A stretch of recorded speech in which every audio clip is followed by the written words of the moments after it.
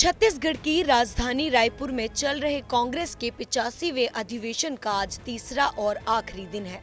अधिवेशन की शुरुआत प्रियंका गांधी की स्पीच के साथ हुई। इसके बाद राहुल गांधी ने संबोधित किया। उन्होंने स्पीच की शुरुआत भारत जोड़ो यात्रा के अपने अनुभवों से की। आज अधिवेशन के आखिरी दिन राहुल की स्पीच के बाद 3 प्रस्तावों पर चर्चा होगी। दोपहर 2 बजे पार्टी अध्यक्ष मल्लिकार्जुन खड़गे का संबोधन होगा। 3 बजे मेगा रैली के साथ अधिवेशन समाप्त हो जाएगा। अधिवेशन में कृषि, किसान कल्याण, युवा रोजगार, शिक्षा आदि जैसे प्रस्ताव पर चर्चा होगी। अधिवेशन के समापन में होने वाली मेगा रैली में करीब 2 लाख लोगों के पहुंचने की संभावना है। इस मौके पर राहुल गांधी ने कहा कि 4 महीने कन्याकुमारी से श्रीनगर तक भारत जोड़ो यात्रा हमने की। वीडियो में आपने मेरा चेहरा देखा, लेकिन हमारे साथ लाखों लोग चले। बारिश, गर्मी और बर्फ में हम अपने साथ एक साथ लोगों को लेकर चले। बहुत कुछ सीखने को मिला। आपने देखा होगा कि पंजाब में एक मैकेनिक आकर मुझसे मिला। मैंने उसके हाथ पकड़े और सालों की उसकी तपस्या, उसका दर्द और दुख मैंने पहचान लिया। लाखों किसानों के साथ जैसे ही हाथ मिलाता था, गले लगता था, तो एक जैसे ट्रांसमिशन सा हो जाता था। शुरुआत में बोलने की जरूरत होती थी कि क्या करते हो, कितने बच्चे हैं, क्या मुश्किलें हैं। 1-1.5 महीना ये चला, पर उसके बाद बोलने की जरूरत ही नहीं पड़ती थी। मैं जैसे ही लोगों का हाथ पकड़ता था और उनको गले लगाता था, तो उनकी सारी समस्याओं को एकदम समझ पाता था। इस मौके पर राहुल गांधी ने बचपन में घर छोड़ने का अपना एक किस्सा भी सुनाया है। सोनिया गांधी जी, भूपेश बघेल जी, केसी वेणुगोपाल जी,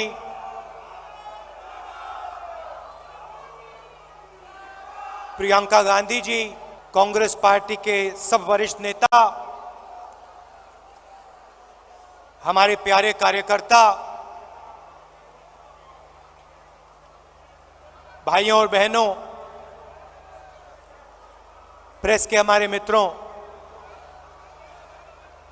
आप सबका यहां बहुत बहुत स्वागत। और जो लोग इस अधिवेशन को टेलीविजन पे अलग अलग स्टेट्स में देख रहे हैं, उनका भी मैं आज यहां स्वागत करता हूं। 4 महीने कन्याकुमारी से श्रीनगर तक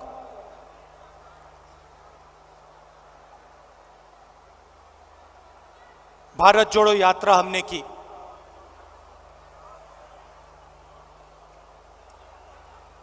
वीडियो में आपने मेरा चेहरा देखा, मगर हमारे साथ लाखों लोग चले थे। हर स्टेट में चले, बारिश में, गर्मी में, बर्फ में, एक साथ हम सब चले।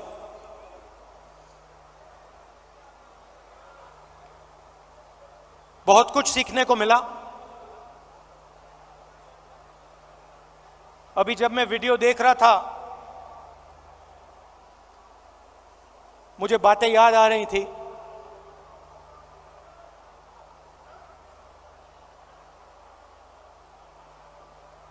वीडियो में आपने देखा होगा, पंजाब में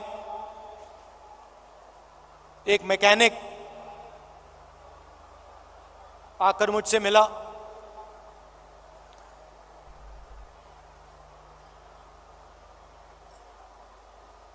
मैंने उसके हाथ पकड़े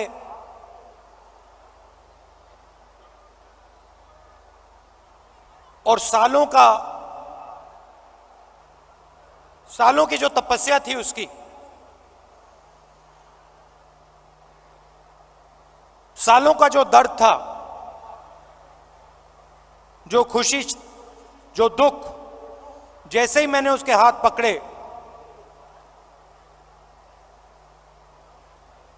हाथों से मैंने बात पहचानी।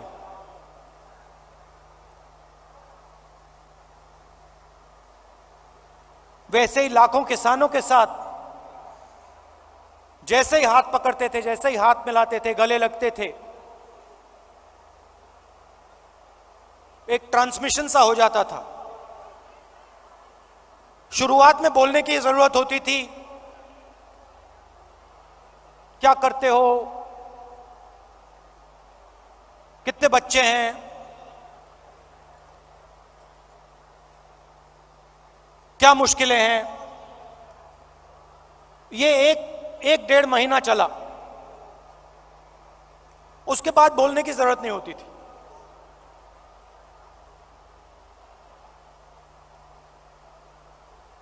जैसे ही हाथ पकड़ा,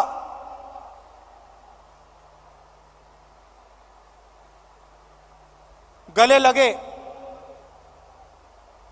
सन्नाटे में एक शब्द नहीं बोला जाता था, मगर जो उनका दर्द था, जो उनकी मेहनत थी, एक सेकंड में मुझे समझ आ जाती थी। और जो मैं उनसे कहना चाहता था, बिना कुछ बोले वो समझ जाते थे। अभी मैंने देखा, आपने वो बोट रेस देखी होगी केरल में।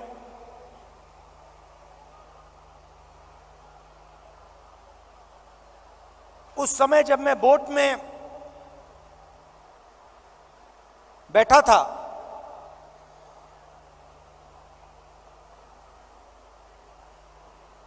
पूरी टीम के साथ मैं रोइंग कर रहा था, मेरे पैर में भयंकर दर्द था।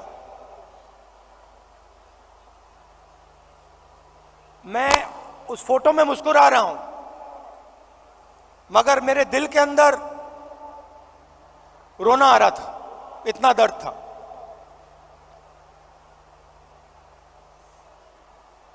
मैंने यात्रा शुरू की, काफी फिट आदमी हूं, 10-12 किलोमीटर ऐसे ही दौड़ लेता हूं। घमंड था, मैंने सोचा था 10-12 किलोमीटर चल लेता हूं तो 20-25 किलोमीटर चलने में क्या बड़ी बात। मेरी माइंड में यह था। पुरानी इंजरी थी, कॉलेज में चोट लगी थी फुटबॉल खेलते हुए, मुझे याद है। मैं दौड़ रहा था, मेरे दोस्त ने पीछे से अड़ंगी मार दी और घुटने में चोट लगी।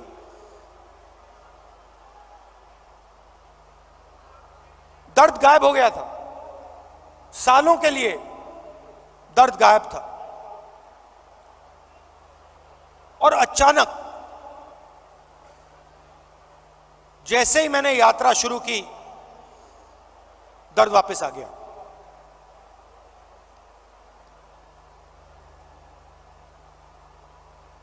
आप मेरे परिवार हो तो मैं कह सकता हूं आपसे, सुबह उठता था, सोचता था कैसे चला जाए, और फिर उसके बाद सोचता था कि भाई 25 किलोमीटर नहीं, 3500 चलने हैं। केरला की बात है, 3500 किलोमीटर चलने हैं, कैसे चलूंगा।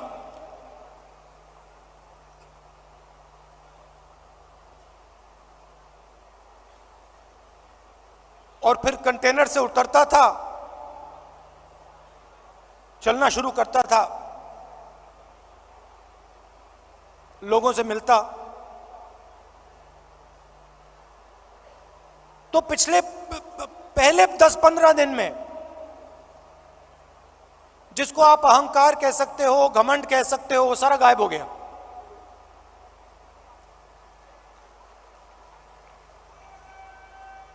क्यों गायब हुआ?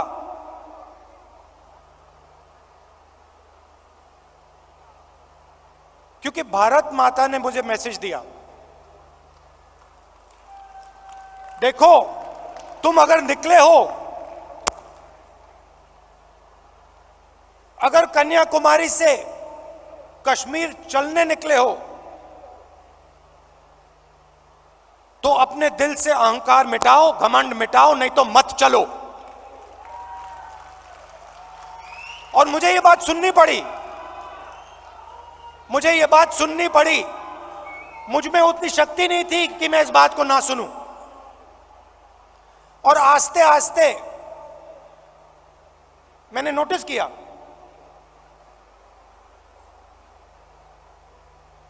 मेरी आवाज चुप होती गई। पहले किसान से मिलता था, मैं उसको अपना ज्ञान समझाने की कोशिश करता था। थोड़ी जो मुझ में जानकारी है खेती के बारे में, मनरेगा के बारे में,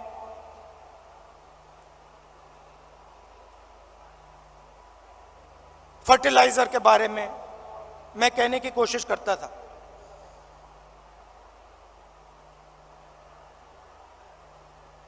आस्ते आस्ते ये सब बंद हो गया।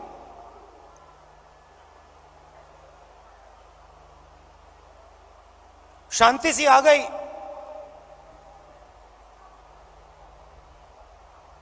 और सन्नाटे में मैं सुनने लगा।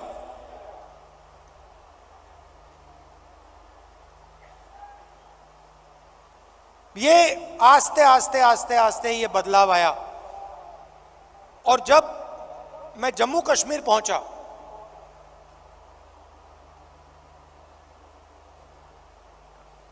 वो भी अजीब सी बात थी। जब मैं जम्मू कश्मीर पहुंचा, मैं बिल्कुल चुप हो गया।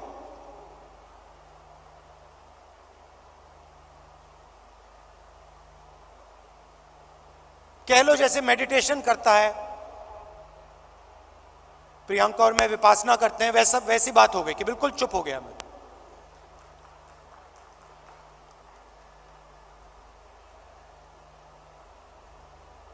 मां बैठी हैं,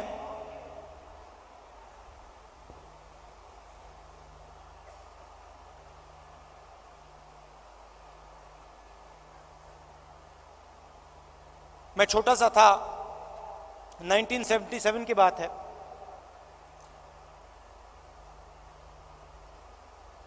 चुनाव आया। मुझे चुनाव के बारे में कुछ मालूम नहीं था, 6 साल का था मैं। एक दिन घर में अजीब सा माहौल था। मैं मां के पास गया, बैठी हुई हैं, इधर नहीं देख रही हैं।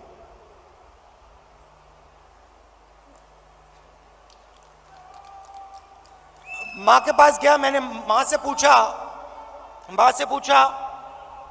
मम्मी क्या हुआ?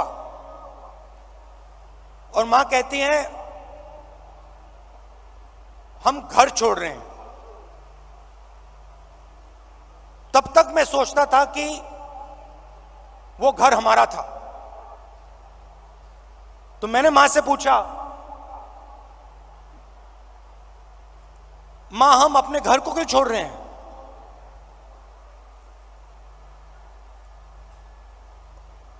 और पहली बार मां ने मुझे बताया कि राहुल ये हमारा घर नहीं है, ये सरकार का घर है और अब हमें यहां से जाना है।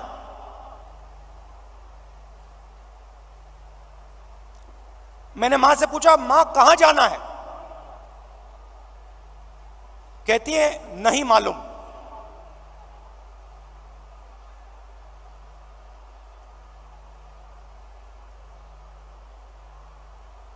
नहीं मालूम कहां जाना है। मैं हैरान हो गया। मैंने सोचा था कि वो हमारा घर था।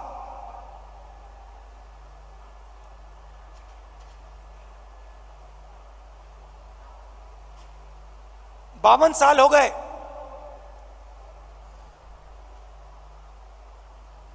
मेरे पास घर नहीं है, आज तक घर नहीं है। और हमारे परिवार का जो घर है वो इलाहाबाद में है, वो भी हमारा घर नहीं है।